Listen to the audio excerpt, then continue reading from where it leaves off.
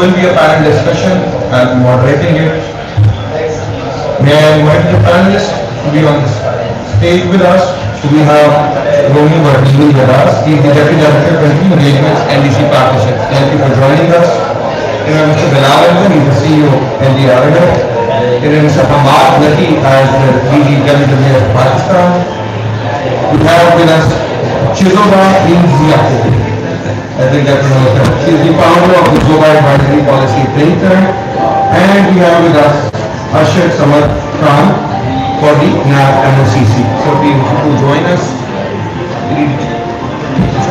Good chair in the I think he'll chair in the center if that's the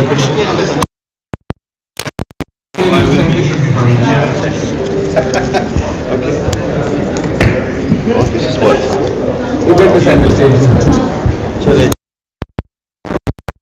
क्या है बात ministry Before we formally start the panel discussion, I would like to request Mr. Asif Radishar, Secretary of the Ministry of Climate Change, to please give us the opening remarks. Thank you, sir.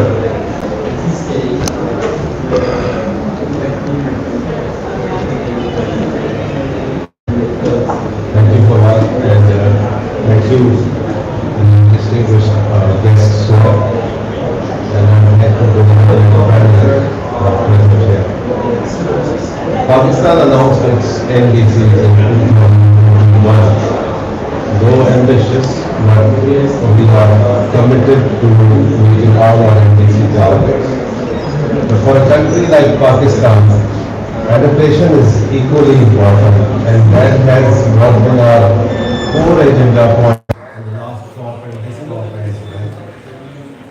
Pakistan's reliance on water resource, agriculture sector, more than half the population is dependent on agriculture and livestock and for their livelihood. So while we are committed to our NDCs, adaptation action is equally important for us. And one more thing that we highlighted during pre-COP as well, that a country with population base of 250 million souls to support, we need to grow economically as well. Growth has an environmental cost, and we are willing to take steps where we decarbonize and grow at the same time, but then we would be looking at the world outside Pakistan for support. Countries need to grow, countries have to support their population, but at the same time decarbonize as well. So there has to be a very subtle and explicit link between the NDC goals and the National Adaptation Plan. Pakistan announced this National Adaptation Plan this year. It is published, and the challenging task is how to now implement it. And we have seen there's a huge financial gap. Reports talk of something around $348 billion by 2030 to meet adaptation and mitigation targets. So this is the challenge which we jointly will try and address. So I'll stop here, and I'll once again thank our eminent panelists, and I'll request them to carry on. Thank you.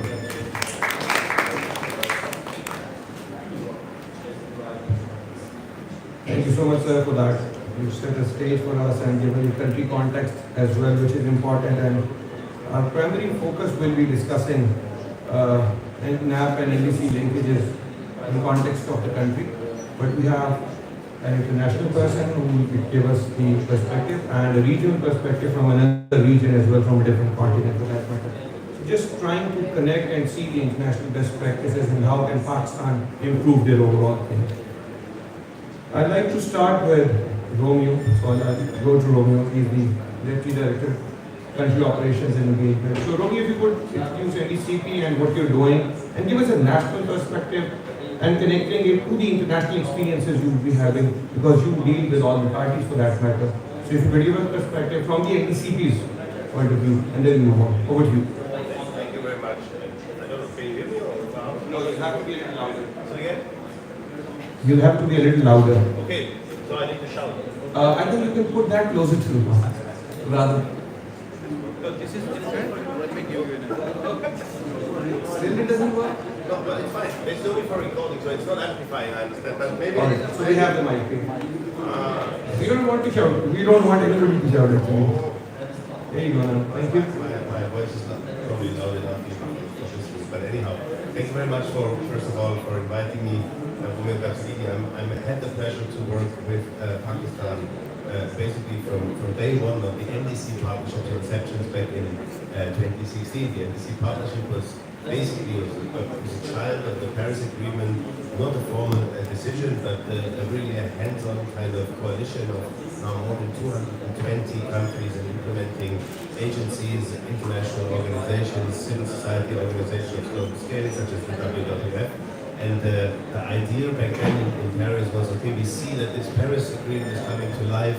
We've been seeing a lot of the COP being part of, packed in a silo, working around the negotiators and so forth. But the contact and the kind of the interface to reality on the ground in many countries is not necessarily given. And there's also a disconnect between the actual national efforts that are already there in terms of energy production, renewables, adaptations and forestry, and what these guys there are talking in their COPs every year. And I think that really changed. We see this COP with 60,000 people now talking all across kind of sectors. We have ministers of finance here, we have ministers of energy here, and so forth. And I think what we've been doing as a partnership and together with our members and through our members was in Pakistan is a very good example there, to bring this national perspective there and the variety of national perspectives.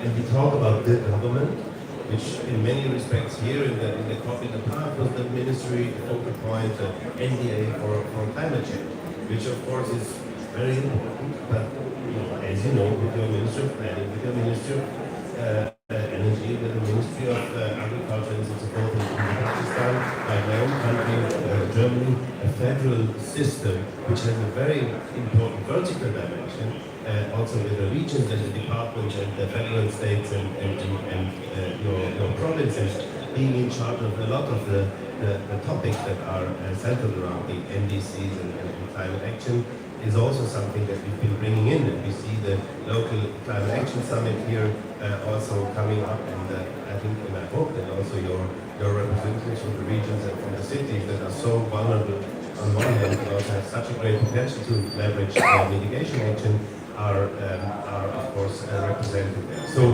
what the NDC partnership has been doing, and it is the MOCC from the very beginning also shaping it with us, was to make sure that countries get ownership, get capacity, and are supported. And countries in that example was the Ministry of Climate Change in Pakistan, but also Ministry of Planning, to make sure that you are bringing your needs, you're bundling your needs, and you're also shaping your NDC and breaking it down to investment plans and tangible kind of a project pipeline that can then be taken up by the international community, and not in a way that it is fragmented and proliferated, but also in a way that it's coordinated a little bit better, because we all know that the World Banks, Asian Development Banks, UNDPs, and so forth, they're running around sometimes like headless chicken.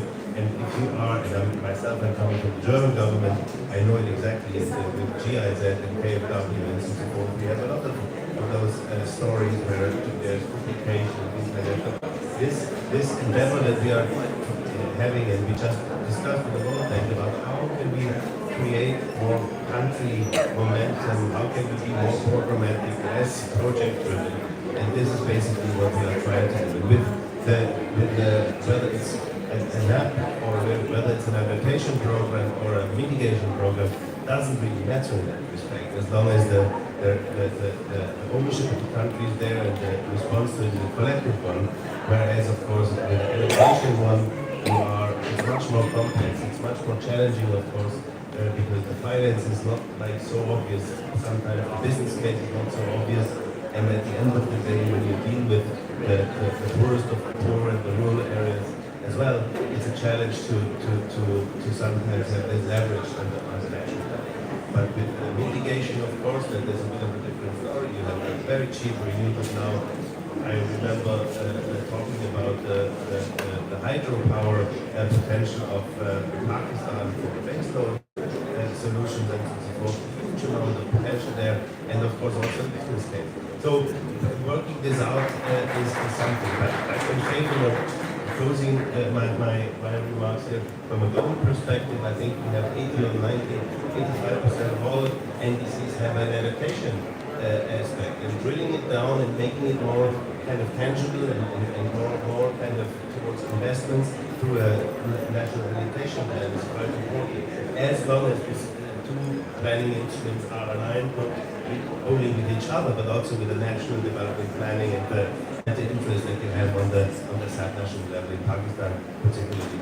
So this kind of approach is great, and I think when you look at your first INDC, when you look at your NDC, the path is incredible, and the increase in kind of quality and breadth of this instrument is really something you can be proud of.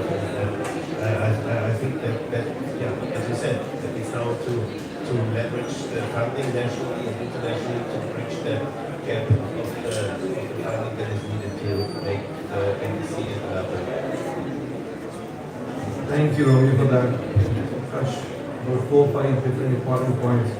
And taking the first one from there, I'd like to move towards Arshad Samad. And here, what do we have in the NAP, and how do we connect that with the overall NDCs? And since 80% or more is like adaptation, and then you mentioned some of the international organizations actually working with business chicken. So let's say that we have what sort of a weightage do we have within the NAP? So if you could unpack the NAP a little bit for us, and so that we can take the discussion forward. Thank you. Thank you very much. Basically, when we talk about NDCs or tags, it's basically the two sides of the same coin. And as far as Pakistan is concerned, as we all know, the contribution to greenhouse gas emission is less than 1%. But the impact of climate change is really devastating in the last couple of decades. And as the time is going by, the intensity and the frequency of these climate-induced incidents are increasing. So, as we all know, that Pakistan is one of the top 10 vulnerable countries in the world. And the 2022 floods were basically a wake-up call for all of us. So, keeping in view that, the Ministry of Climate Change felt the need for building the capacities and the resilience of the institution as well as community as a priority. So that's why they expedited the process of preparation of National Adaptation Plan, which has been approved in August of this year by the Cabinet, and there are, I'm sure, few copies available. So if someone is interested to have a look, please feel free to grab a copy. So basically in the NAP, which has already been approved, 6 areas of priorities have been identified. One is the nexus or the relationship between agriculture and water. The other one is the resilience, urban resilience. The third one is the national capital, which includes air, water and land. And the fourth one is the human capital, which basically is the focus is mainly on the health and education of the well-being of people. Then we have the cross-cutting priority areas such as disaster risk management, and I'm sure we'll show more light on that. And the other one is the youth, gender, as a social component, as a cross-cutting theme. So these are the 6 main areas of intervention.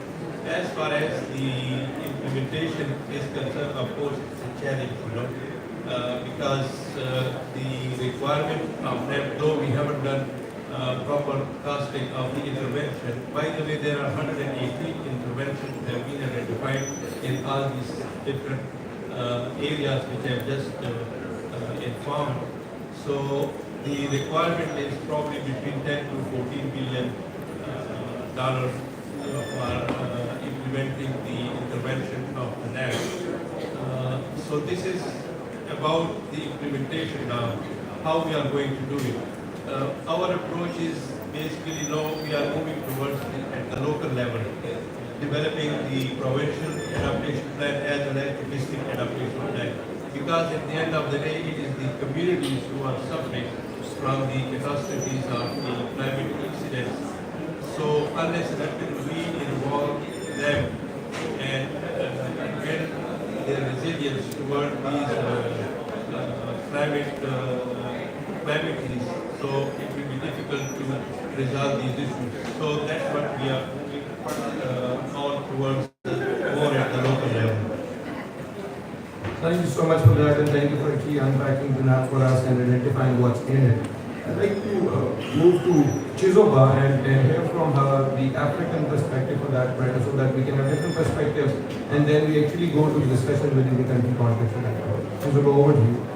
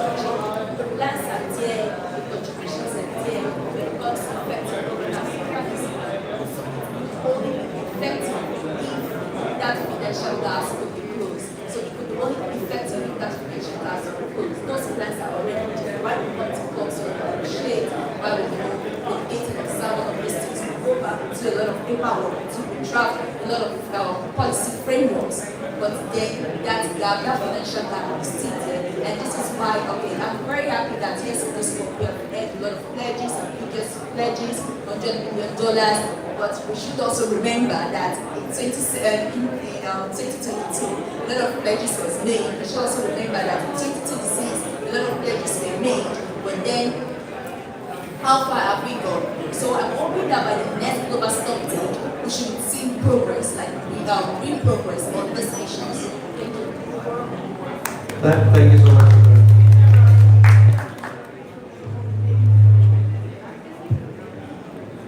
I think we're good.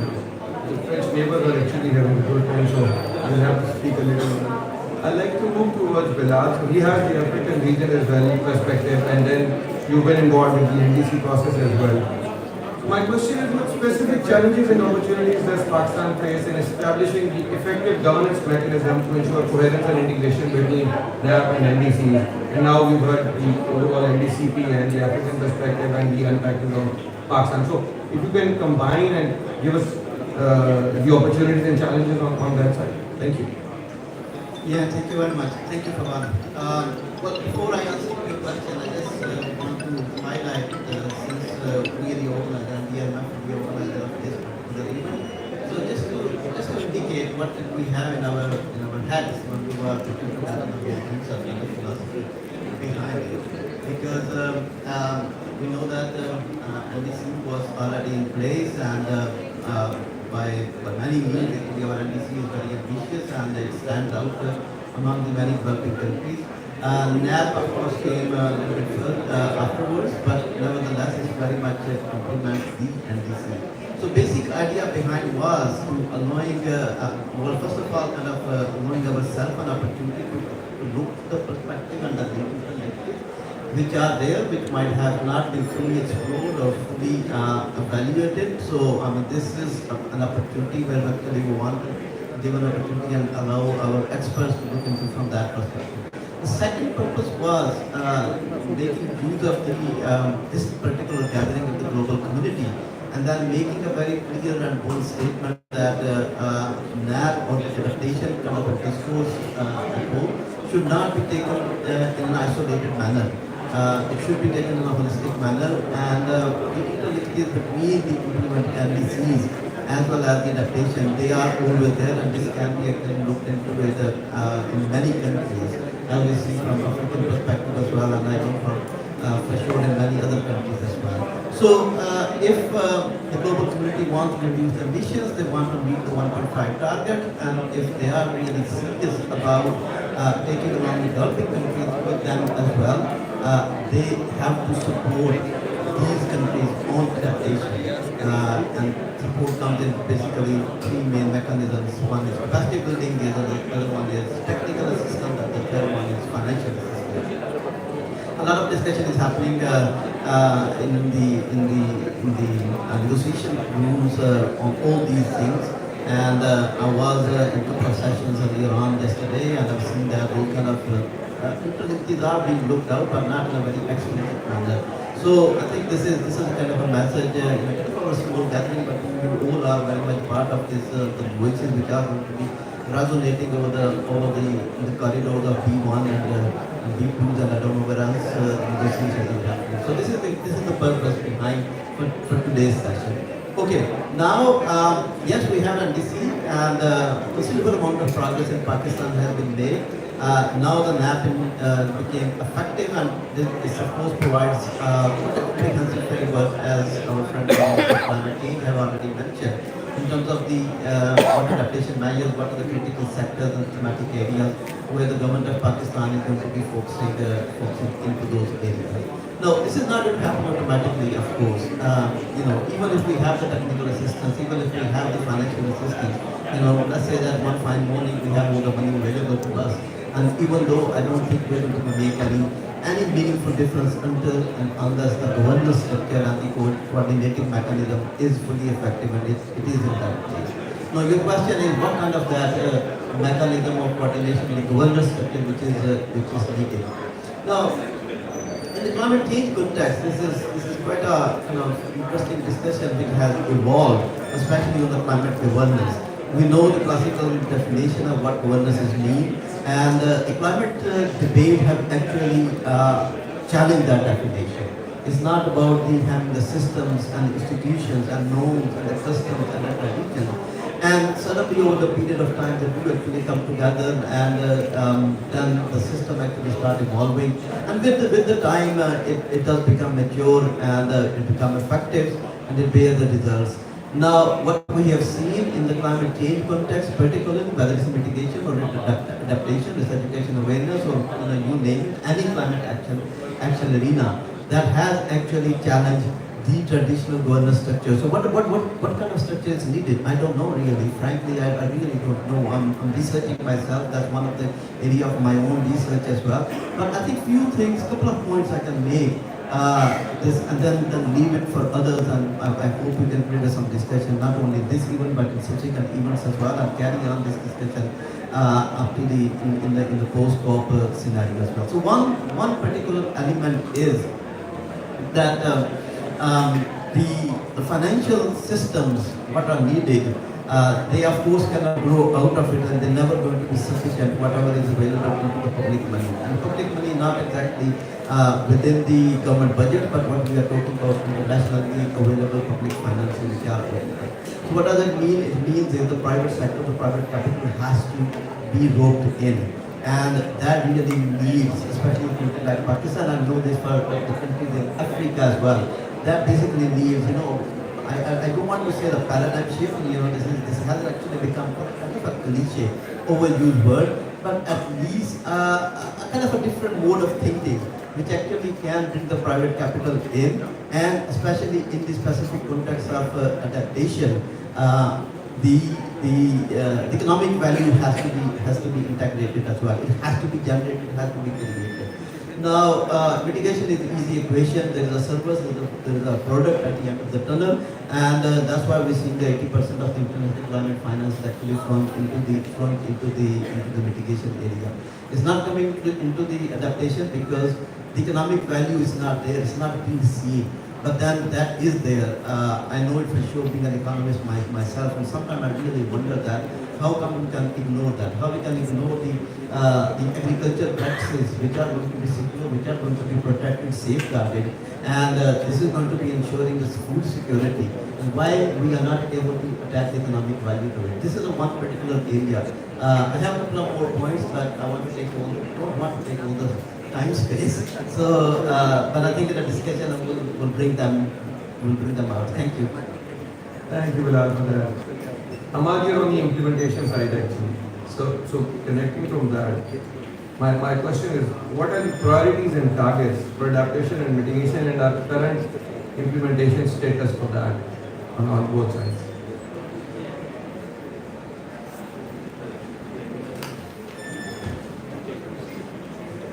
Hello.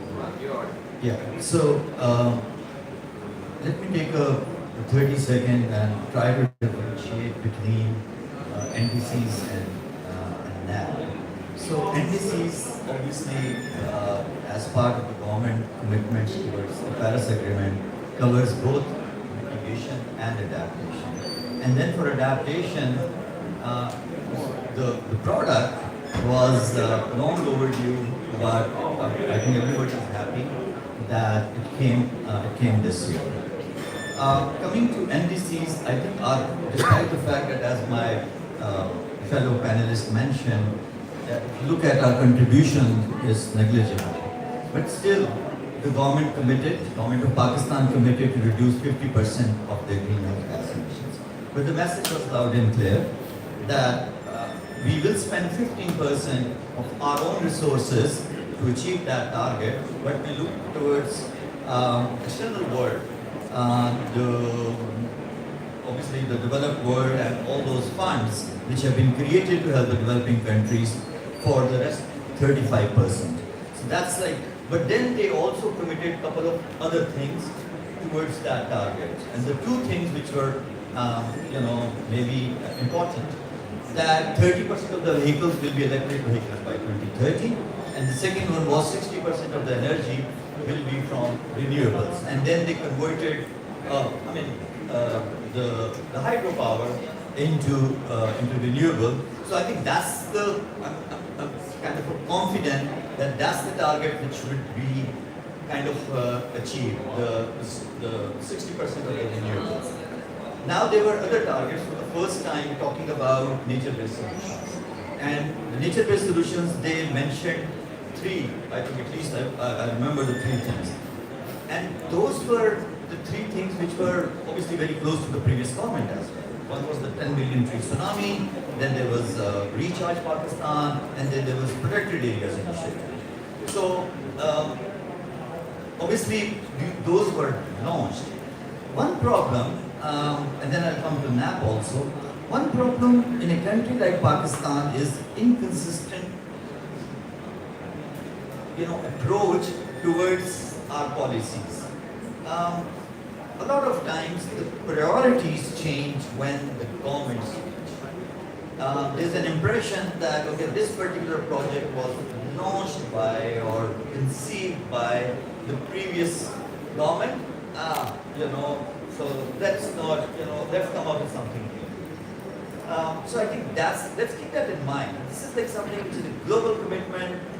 We have already shared, and this is a collective responsibility. If we ask the world that it's a collective responsibility to help us, I think within our own framework, it's also important that we realize that, and all the departments. And same goes, now look at the NAP. I mean, NAP is a good document. I told you that it took some time, and particularly after 22 floods, when at Sharm el-Sheikh, we were all talking about what happened in Pakistan will not remain in Pakistan. People asked, okay, what is your plan? And that document didn't exist.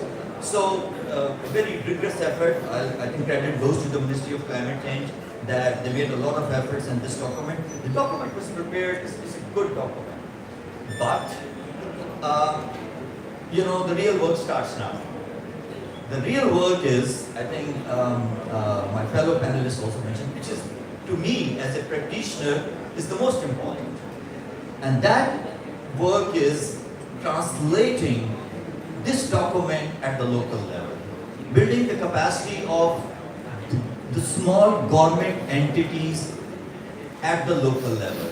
If we really want to make them more resilient, if we really want to protect them, the things which are required at Chitral, up in the North Mountains, is totally different from KT Bandar in the south in the Delta.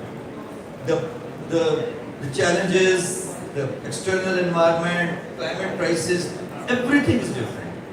So, I think to operationalize, the first thing is vulnerability mapping. Let's do that mapping. Let's identify the areas, the geographies which are most vulnerable. Those geographies should automatically become our top priorities. And whenever we translate this into an investment plan, because a huge amount of money which is required, to operationalize, where is the money? And if we have a small chunk of money, where should we spend money? And those decisions should not be based on political preferences or some other preferences. Those decisions have to be, based on science. And the science is when you do this mapping and then you identify those areas, because these are the frontline, communities. So that's number one. And secondly, also making efforts to ensure, I think Bilal also mentioned about the capacity building. I mean, this is like part of every project. Even our project, the Recharge Pakistan, which is one of the big project under the Living in this initiative launched yesterday, has a component of capacity building. But we need to build the capacity. Again, we need to prioritize that. So the departments which do the early warning, which help the communities in evacuation, but even going beyond that. And that's where I feel when you have to operationalize this document, it's not the federal ministry. This document at the local level, but we feel that we have the federal ministry and that can take care of everything related to climate change. No sir, absolutely not. We should have a climate change cell in irrigation department, in food department, in agriculture department, in livestock, literally every department, because that's where the real work is going to happen. Not, at the federal level. let's keep that in mind. It's a provincial subject. Everything will be done at the provinces level and everything needs to be done at the local level. So I think let's keep that spirit in mind if you really want to tell the world that we mean business, we are very serious, and this is our plan, and these are the steps, that we are taking. I'll stop here. Thank you, Ramad. Just a question here. Do we really have that common understanding as of today? Whatever you've mentioned, or we've covered some part of it, at least? You want an honest answer or you want a politically correct answer? I think So it's you time think that we we go for all- an honest answer. We are right in between the entire system. It's not the start, it's not the end. We have to take it by forward. So I think the ownership at the provincial level, the pure understanding. Now, talk to the chief conservator wildlife or the chief engineer irrigation. I'm pretty sure they haven't heard about this document. I'm pretty sure because I work with all these departments.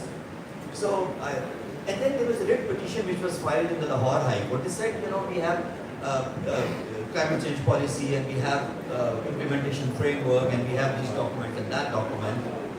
What is the implementation status? And then suddenly the provincial governments, because the Superior Court asked them to report back, they started working. Where do we stand? Okay, we did that, we're doing this, we want to do that. So that's where kind of a stopgap is.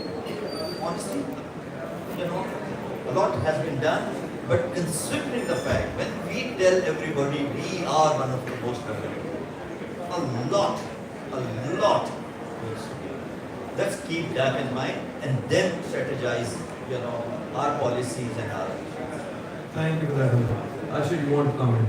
Please go ahead. Yes, just what Kamal was saying about the role of provinces and at the provincial and local level. I think that I just want to update the audiences that the climate risk and vulnerability assessment has been going on, for the whole of Pakistan, and then it will be also focusing on the provinces and districts, particularly those which are vulnerable.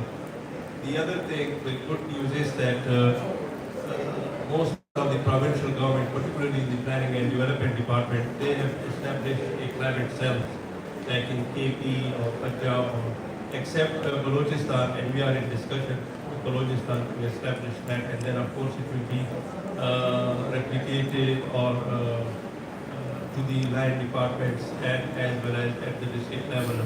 So these are, but the main thing is, the challenge is how we are going to implement, because just establishing a climate change cell is not enough.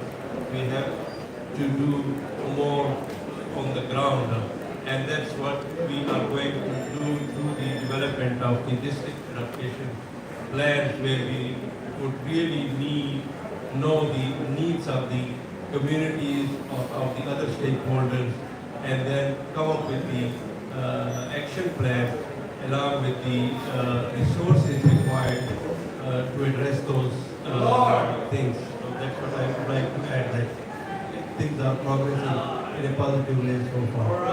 I'm sure they are. Thank you so much for that, Ashir. Romy, I'd like to move towards you. You've heard the perspective, you've heard where we stand, where the document was last year, what is the status today.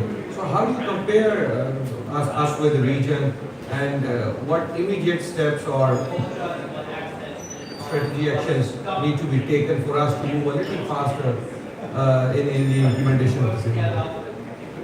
That's quite a big question. Well, I think, first of all, I think Pakistan is with the huge population challenges and the diversity that you're having, is certainly outstanding in the region, especially also when it comes to the partnership members, for instance. It's one of the biggest countries that we're having. So your issues are complex, and I think this is using your federal system and your decentralized system is extremely important. So capacitate the regions and the provinces and the communities in order to make sure that they are understanding understanding the sustainability aspect, making sure that there is an effort, there is a benefit from investing into I will a little more than what a quick fix would be. This is extremely important. I think this is the stuff that we need to transmit from the federal level.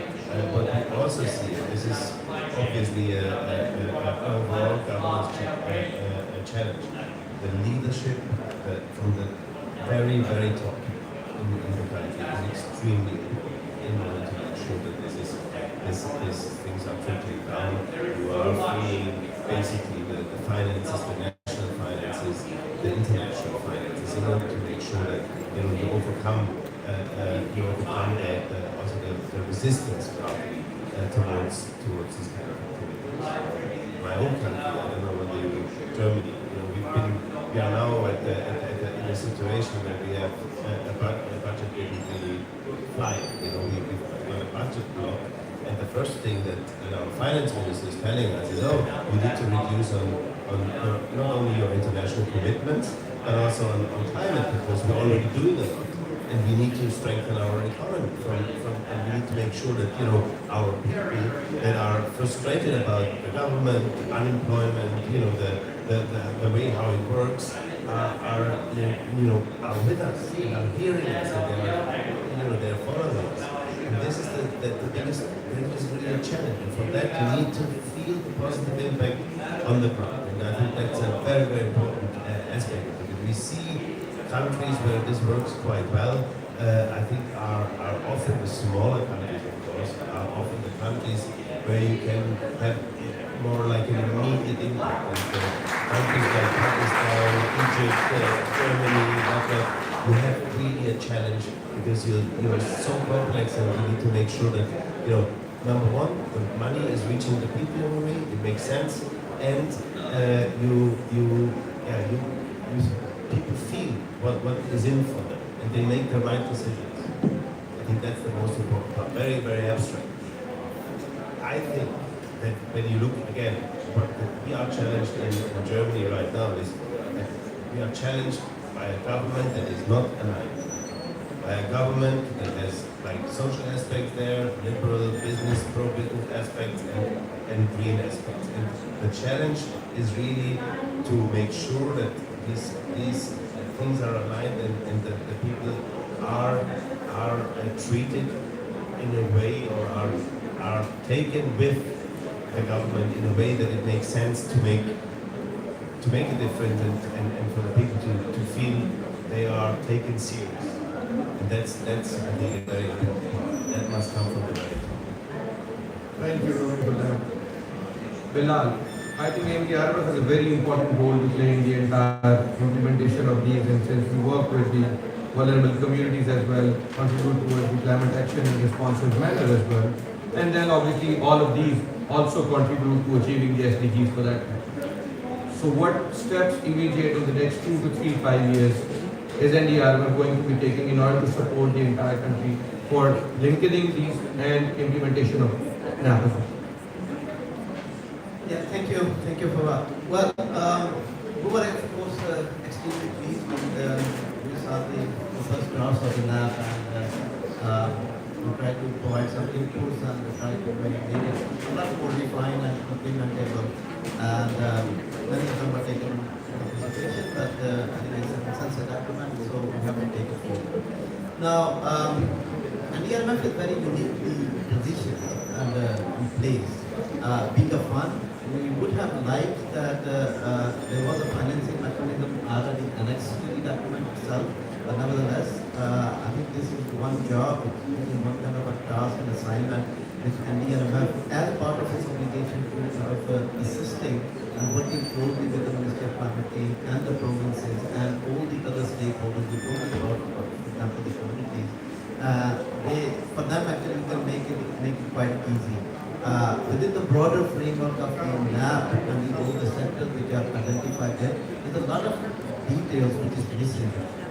Yes, the action areas are identified, but then we all know that from our experiences, from very different experiences, you meaning Hamas, everyone else from Pakistan and other places, we know that the devil is of course in the details, and when it really comes, it becomes a very kind of a cumbersome science when we take any policy document and we try to unpack it and then pack it again into some very tangible and viable and implementable interventions.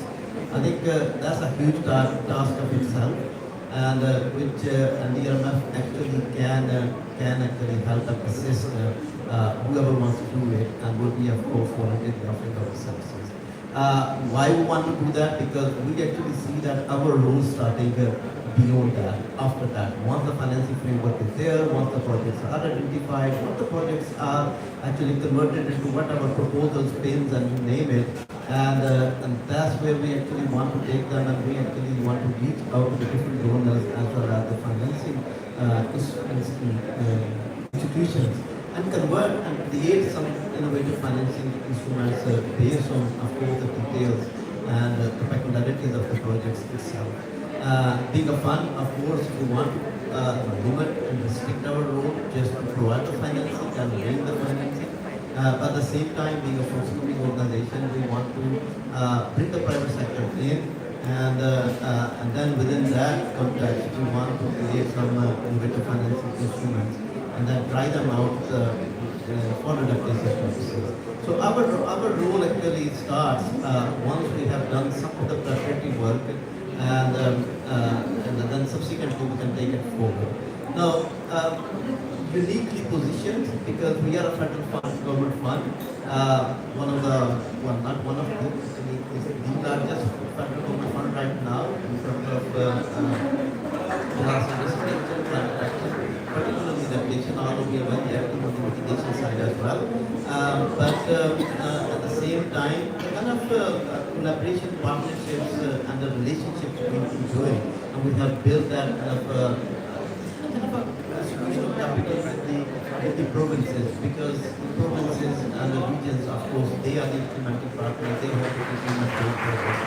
And we have that outreach, we have our footprint, we have the successful stories in terms of the project we have undertaken, we have completed in all those very remote areas. And there's loop going on your screen, on your right hand side, and you can see that some of the names in there are really remote, and I personally don't know many of those names myself as well. That's how remote they are. So I think that's where the adaptation is going to be happening. That's where the adaptation is going to be happening in Dadu, in Tilasapula, in Chagi, and you name it.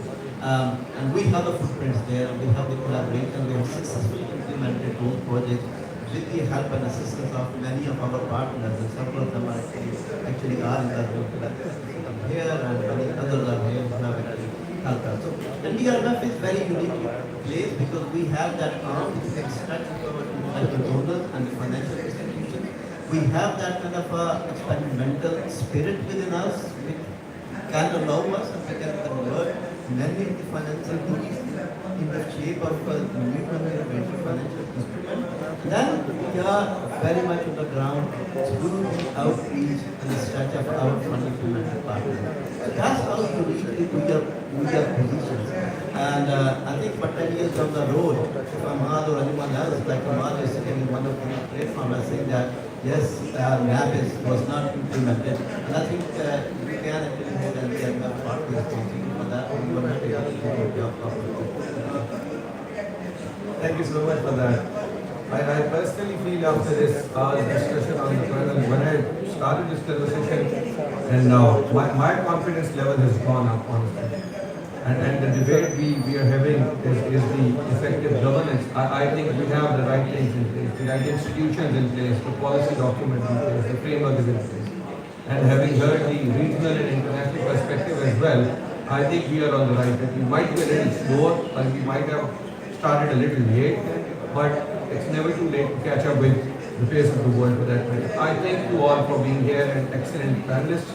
I think you can keep sitting there while I request the Honorable Secretary, Ministry of Planning, Development and Special Initiatives, Mr.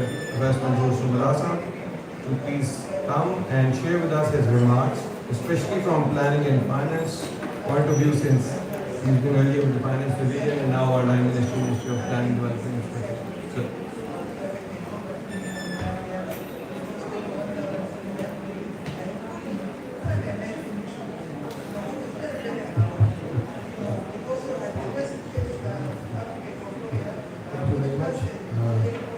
to all the distinguished panelists for this very insightful discussion on the linkages and the government's mechanism between the NDCs and the National Education Plan. We have discussed all the aspects of the National Education Plan, Pakistan being one of the very few countries which has actually developed a National Education Plan, got it approved from the cabinet. And at the same time, the NDC's commitments by the government of Pakistan are also very ambitious and they are very important. So this discussion about creating linkages between the two is very important. And on behalf of the Ministry of Planning, I think we are in a support role. I know NDRMF is doing a very good work, and obviously Ministry of Climate Change is in the lead. Ministry of Planning will be supporting both Ministry of Climate Change and NDRMF as they take these issues forward. As far as the Ministry of Planning is concerned, I would like to say just 2 or 3 points very quickly as to what is the role of Ministry of Planning in all this. It was mentioned here that we need to decarbonize. It was mentioned by the Secretary of Climate Change actually that we need to decarbonize and we need to grow at the same time. So I think that is very critical. And as you may have seen, the national accounts which were announced last week only, Pakistan is again back on the growth path. And in the first quarter of this financial year, Pakistan economy has grown by 2.13%. And we are actually expecting a much higher growth as we go forward and recover from the COVID times and all the financial challenges. So in that growth period, it is very critical for Ministry of Planning to actually plan for the future and to assist all industries and entities which are working in the climate change arena. Secondly, Ministry of Planning is responsible for all the public investments in the country are the administrators of the PSPP, the Public Sector Investment Program. But to meet the challenges of climate change and especially meeting the adaptation challenges, it was mentioned that we need about $48 billion up to 2030. So that amount of money is not going to come from the public sector money. So we need to tap all the private sector financing that is available and all the financing which can come from the ISIs as well. The Ministry of Planning is now currently in the process of developing the 13th 5-year plan. It was also mentioned in one of the participants here that our priorities keep on changing. And unfortunately, we used to have 5-year plans, but in the last 10 years or so, we developed plans, but we never actually got those approved and implemented them. So now we are developing the 13th 5-year plan, and we hope to complete that task by the end of this month and take that draft plan to the National Economic Council sometime in January and get it approved. That plan will be the blueprint for all sectors of the economy, including climate change, from 2024 to 2028.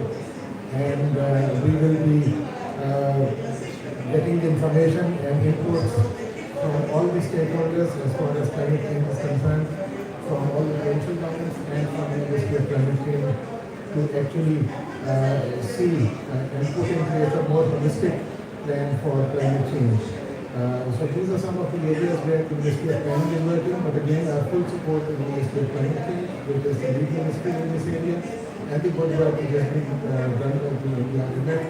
So my recommendations for both the entities, and thank you to all the participants for a very insightful discussion on the topic. Thank you very much.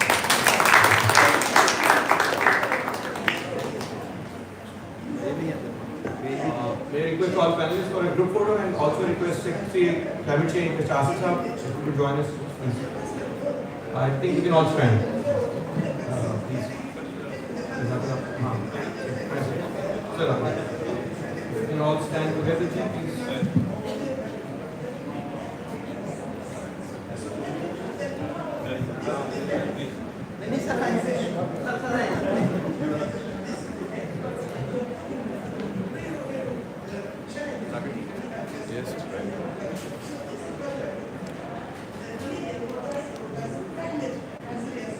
Perfect. Thank you, sir. Thank you.